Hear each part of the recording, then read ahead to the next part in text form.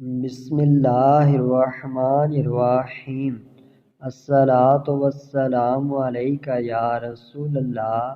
السلام علیکم ورحمۃ اللہ وبرکاتہ۔ حدیث نبوی صلی اللہ علیہ وآلہ وسلم۔ ابو ہریرہ رضی اللہ تعالیٰ عنہ سے روایت ہے کہ نبی کریم صلی اللہ تعالیٰ علیہ وآلہ وسلم نے فرمایا، ایک شخص زمانہ گزشتہ میں لوگوں کو ادھار دیا کرتا تھا۔ وہ اپنے غلام سے کہا کرتا، جب کسی تنگ دست مدعون کے پاس جانا اس کو معاف کر دینا، اس امید پر کہ خدا ہم کو معاف کر دے۔ جب اس کا انتقال ہوا اللہ تعالیٰ نے معاف فرما دیا۔